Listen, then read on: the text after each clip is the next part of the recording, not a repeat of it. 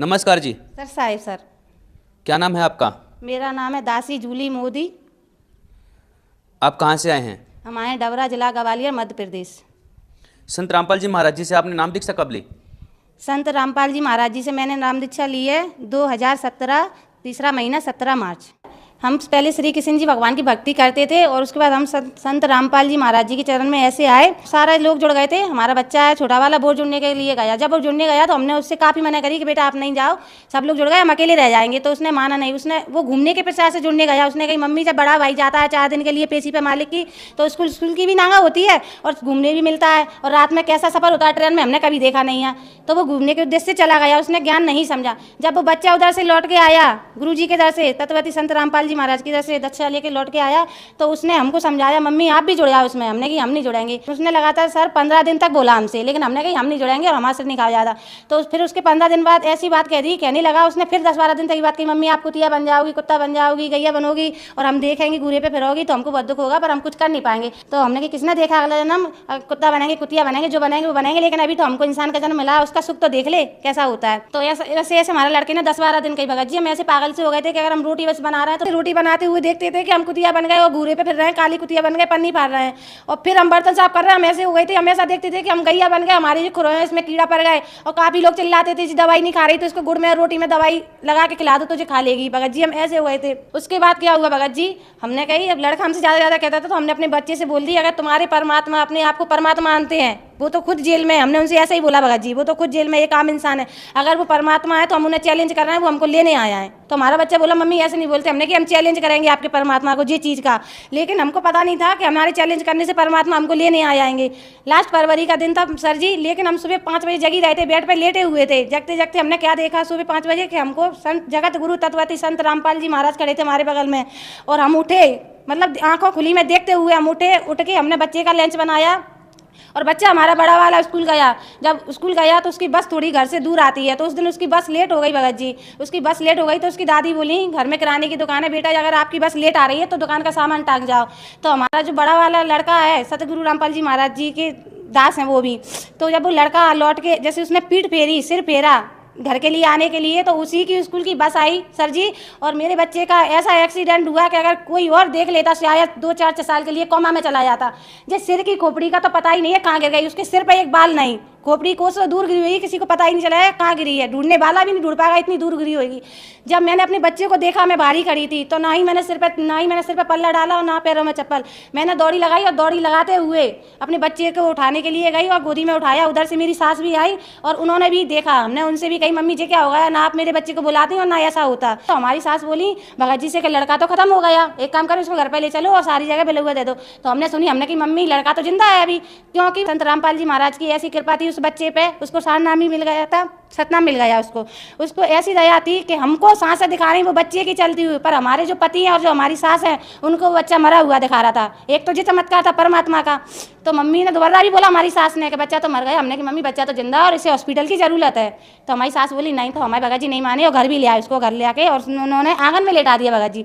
जब उन्होंने आंगन में लेटाया बच्चों को तो सब जगह फोन करा, तो हमने कहा आप फोन नहीं करो, बच्चा तो हमारा जिंदा है। तो भगत जी बोले बच्चा तो खत्म हो गया। और सारे रिश्तेदार भी हमारे इकट्ठे हो गए थे, अड़ोस पड़ोस के भी इकट्ठे हो गए थे, रोना गाना भी हो गया, पर हम नहीं रोए क्योंकि हमारे बच्चे की सांसें हमको दिखा रही थी। तो हमने एक आंसू भी नहीं निकाला आंखों से।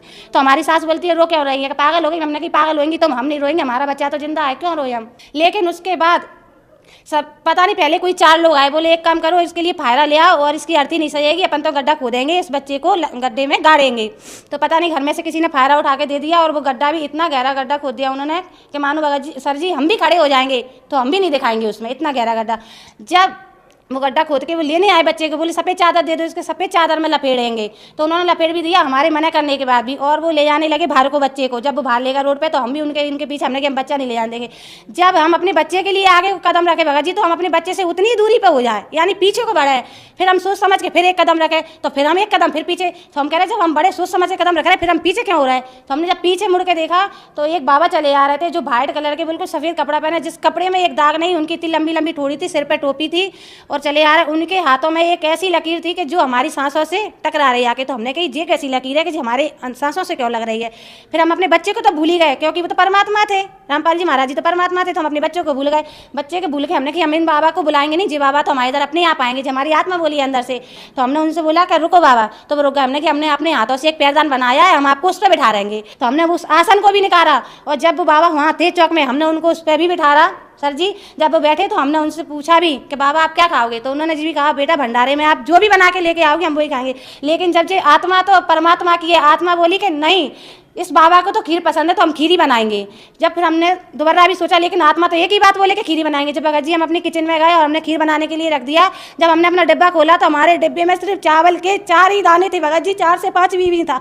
जब हमने सोचा कि हमने उनसे बोल तो दी खीर की, लेकिन हम खीर बनाए कैसे। फिर हमने कि 4 ही दाने डाल दो चावल के, जितनी बनेगी उतनी बन जाएगी, दूध ज़्यादा डाल देंगे हम इसमें।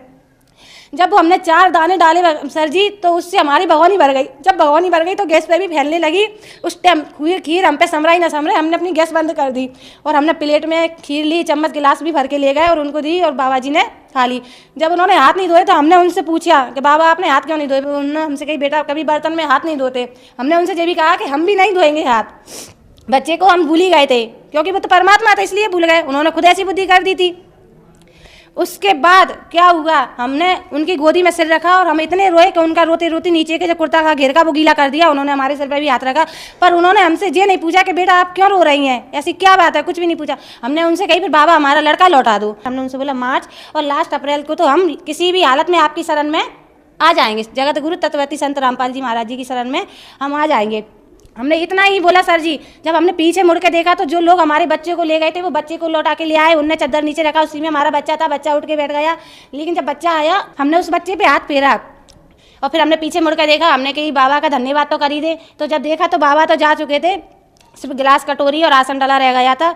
जब ही हम समझ गए थे कि परमात्मा और परमात्मा से बड़ा कोई नहीं है, क्योंकि उन्होंने हमारे मरे हुए बच्चे को जीवित कर दिया। जितनी भी जगत है यहाँ पर, जिनको विश्वास नहीं है वो मेरे गांव आ सकते हैं, डबरा जिला ग्वालियर मध्य प्रदेश, आके और पूछ सकते हैं क्या जी हकीकत है। जी हकीकत है, क्योंकि मेरे साथ जो घटना हुई है उसके बाद ही मैं संत रामपाल जी महाराज की शरण में आई थी। बहन जी जो श्रद्धालु आपको देख रहे हैं, आप उन्हें क्या संदेश देना चाहेंगे?